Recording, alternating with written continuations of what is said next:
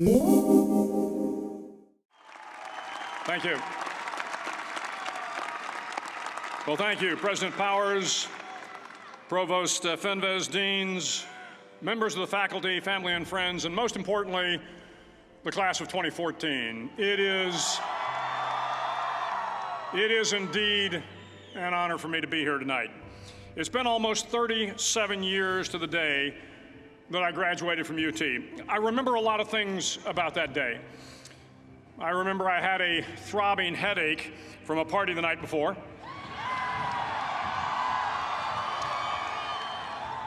I remember I had a serious girlfriend, who I later married.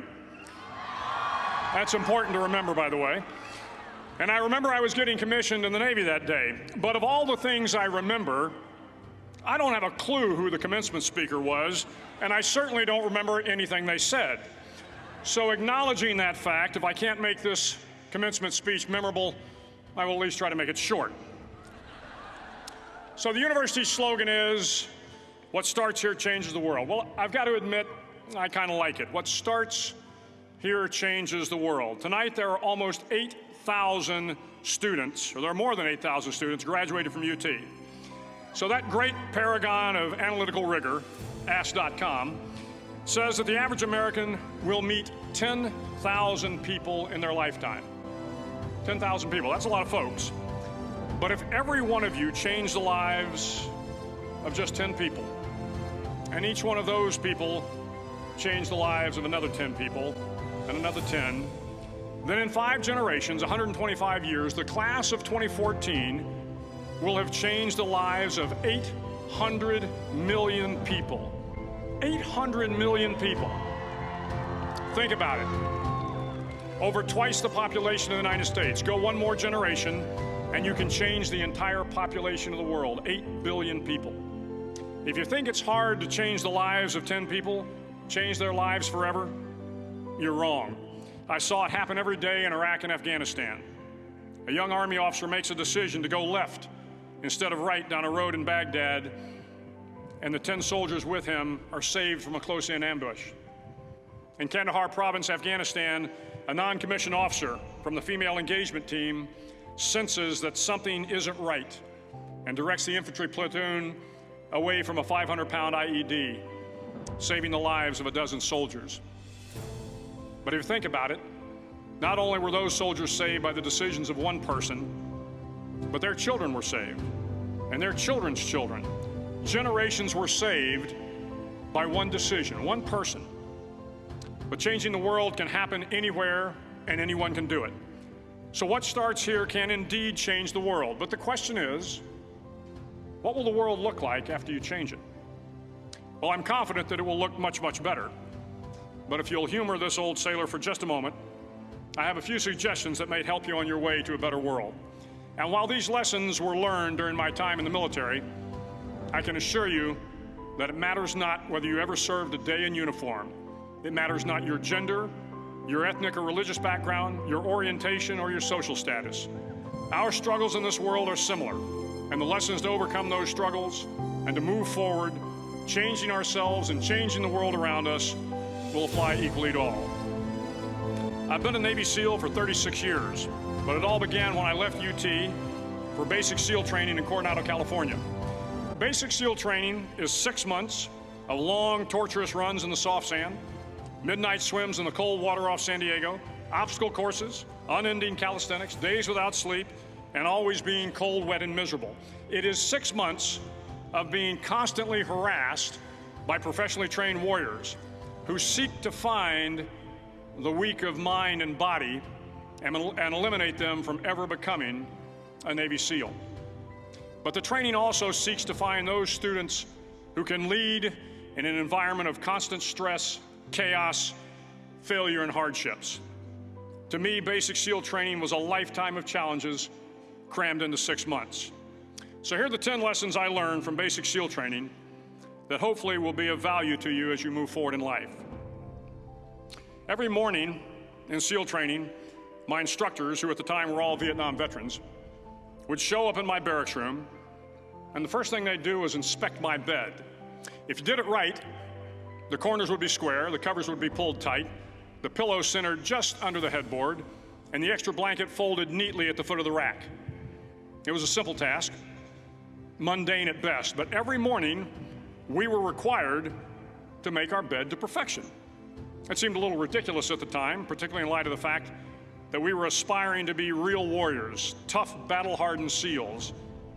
But the wisdom of this simple act has been proven to me many times over. If you make your bed every morning, you will have accomplished the first task of the day. It will give you a small sense of pride, and it will encourage you to do another task, and another, and another. And by the end of the day, that one task completed will have turned into many tasks completed. Making your bed will also reinforce the fact that the little things in life matter. If you can't do the little things right, you'll never be able to do the big things right. And if by chance you have a miserable day, you will come home to a bed that is made, that you made. And a made bed gives you encouragement that tomorrow will be better. So if you want to change the world, start off by making your bed. During SEAL training, the students are all broken down into boat crews. Each crew is 7 students, 3 on each side of a small rubber boat, and 1 coxswain to help guide the dinghy. Every day, your boat crew forms up on the beach and is instructed to get through the surf zone and paddle several miles down the coast. In the winter, the surf off San Diego can get to be 8 to 10 feet high, and it is exceedingly difficult to paddle through the plunging surf unless everyone digs in. Every paddle must be synchronized to the stroke count of the coxswain. Everyone must exert equal effort, or the boat will turn against the wave and be unceremoniously dumped back on the beach. For the boat to make it to its destination, everyone must paddle. You can't change the world alone. You will need some help. And to truly get from your starting point to your destination takes friends, colleagues, the goodwill of strangers, and a strong coxswain to guide you. If you want to change the world, find someone to help you paddle. Over a few weeks of difficult training, my SEAL class, which started with 150 men, was down to just 42. There were now 6 boat crews of 7 men each. I was in the boat with the tall guys, but the best boat crew we had was made up of the little guys, the Munchkin crew, we called them. No one was over 5'5". The Munchkin boat crew had 1 American Indian, 1 African American, 1 Polish American, 1 Greek American, 1 Italian American, and 2 tough kids from the Midwest. They out-paddled, outran, and outswam all the other boat crews. The big men in the other boat crews would always make good-natured fun of the tiny little flippers the Munchkins put on their tiny little feet prior to every swim. But somehow these little guys from every corner of the nation and the world always had the last laugh, swimming faster than everyone and reaching the shore long before the rest of us. SEAL training was a great equalizer. Nothing mattered but your will to succeed, not your color, not your ethnic background, not your education, not your social status. If you want to change the world, measure a person by the size of their heart, not by the size of their flippers. Several times a week, the instructors would line up the class and do a uniform inspection. It was exceptionally thorough. Your hat had to be perfectly starched, your uniform immaculately pressed, your belt buckle shiny and void of any smudges. But it seemed that no matter how much effort you put into starching your hat or pressing your uniform or polishing your belt buckle, it just wasn't good enough. The instructors would find something wrong. For failing the uniform inspection, the student had to run, fully clothed, into the surf zone, then wet from head to toe, roll around on the beach until every part of your body was covered with sand. The effect was known as a sugar cookie. You stayed in the uniform the rest of the day, cold, wet, and sandy. There were many a student who just couldn't accept the fact that all their efforts were in vain, that no matter how hard they tried to get the uniform right, it went unappreciated. Those students didn't make it through training. Those students didn't understand the purpose of the drill. You were never going to succeed. You were never going to have a perfect uniform. The instructors weren't going to allow it. Sometimes, no matter how well you prepare or how well you perform, you still end up as a sugar cookie. It's just the way life is sometimes. If you want to change the world, get over being a sugar cookie and keep moving forward. Every day during training, you were challenged with multiple physical events: long runs, long swims, obstacle courses, hours of calisthenics, something designed to test your mettle. Every event had standards, times you had to meet. If you failed to meet those times, those standards, your name was posted on a list, and at the end of the day, those on the list were invited to a circus. A circus was 2 hours of additional calisthenics, designed to wear you down, to break your spirit, to force you to quit. No one wanted a circus. A circus meant that for that day, you didn't measure up. A circus meant more fatigue, and more fatigue meant that the following day would be more difficult and more circuses were likely. But at some time during SEAL training, everyone made the circus list. But an interesting thing happened to those who were constantly on the list. Over time, those students who did 2 hours of extra calisthenics got stronger and stronger. The pain of the circuses built inner strength and physical resiliency. Life is filled with circuses. You will fail. You will likely fail often. It will be painful. It will be discouraging. At times, it will test you to your very core. But if you want to change the world, don't be afraid of the circuses. At least twice a week, the trainees were required to run the obstacle course. The obstacle course contained 25 obstacles, including a 10-foot wall, a 30-foot cargo net, a barbed wire crawl, to name a few. But the most challenging obstacle was the slide for life. It had a 3-level, 30-foot tower at one end and a 1-level tower at the other. In between was a 200-foot long rope. You had to climb the 3-tiered tower, and once at the top, you grabbed the rope, swung underneath the rope, and pulled yourself hand over hand until you got to the other end. The record for the obstacle course had stood for years when my class began in 1977. The record seemed unbeatable until one day a student decided to go down the slide for life head first. Instead of swinging his body underneath the rope and inching his way down, he bravely mounted the top of the rope and thrust himself forward. It was a dangerous move, seemingly foolish and fraught with risk. Failure could mean injury and being dropped from the course. Without hesitation, the student slid down the rope perilously fast. Instead of several minutes, it only took him half that time. And by the end of the course, he had broken the record. If you want to change the world, sometimes you have to slide down the obstacles head first. During the land warfare phase of training, the students are flown out to San Clemente Island, which lies off the coast of San Diego. The waters off San Clemente are a breeding ground for the great white sharks. To pass SEAL training, there are a series of long swims that must be completed. One is the night swim. Before the swim, the instructors joyfully brief the students on all the species of sharks that inhabit the waters off San Clemente.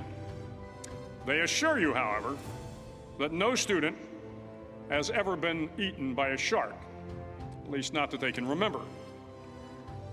But you are also taught that if a shark begins to circle your position, stand your ground. Do not swim away. Do not act afraid. And if the shark, hungry for a midnight snack, darts towards you, then summons up all your strength and punch him in the snout, and he will turn and swim away. There are a lot of sharks in the world.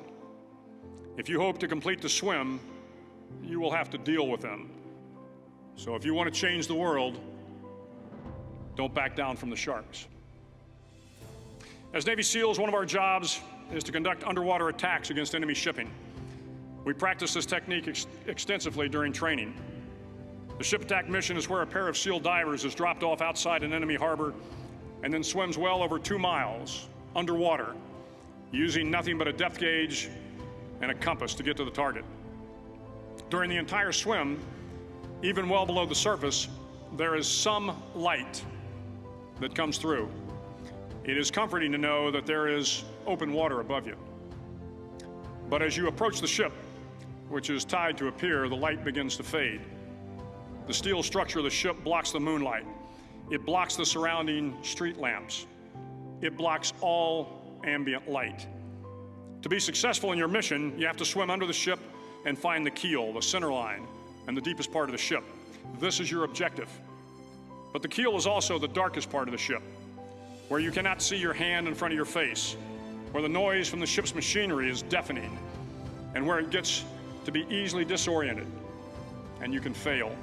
Every SEAL knows that under the keel, at that darkest moment of the mission, is a time when you need to be calm, when you must be calm, when you must be composed, when all your tactical skills, your physical power, and your inner strength must be brought to bear.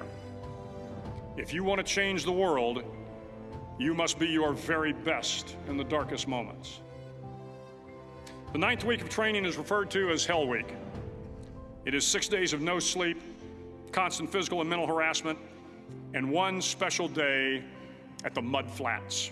The Mud Flats are an area between San Diego and Tijuana where the water runs off and creates the Tijuana Sloughs, a swampy patch of terrain where the mud will engulf you. It is on Wednesday of Hell Week that you paddle down to the Mud Flats and spend the next 15 hours trying to survive this freezing cold, the howling wind, and the incessant pressure to quit from the instructors. As the sun began to set that Wednesday evening, my training class, having committed some egregious infraction of the rules, was ordered into the mud.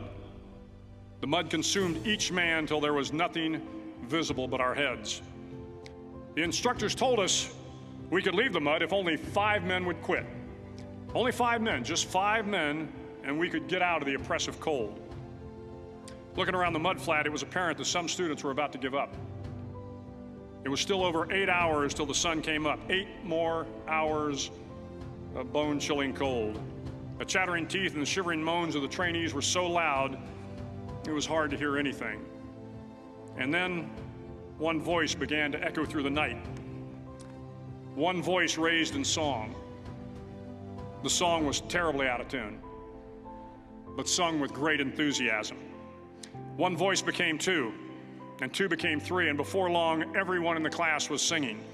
The instructors threatened us with more time in the mud if we kept up the singing, but the singing persisted, and somehow the mud seemed a little warmer, and the wind a little tamer, and the dawn not so far away.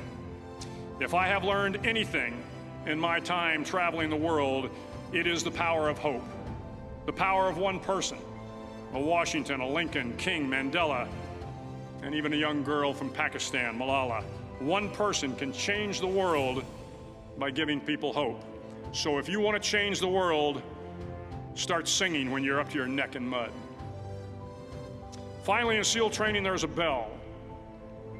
A brass bell that hangs in the center of the compound for all the students to see. All you have to do to quit is ring the bell.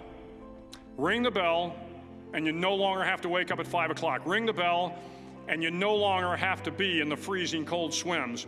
Ring the bell, and you no longer have to do the runs, the obstacle course, the PT, and you no longer have to endure the hardships of training. All you have to do is ring the bell to get out. If you want to change the world, don't ever, ever ring the bell. To the class of 2014, you are moments away from graduating, moments away from beginning your journey through life, moments away from starting to change the world for the better. It will not be easy, but you are the class of 2014, the class that can affect the lives of 800 million people in the next century. Start each day with a task completed. Find someone to help you through life. Respect everyone. Know that life is not fair and that you will fail often. But if you take some risks, step up when the times are the toughest, face down the bullies, lift up the downtrodden, and never, ever give up.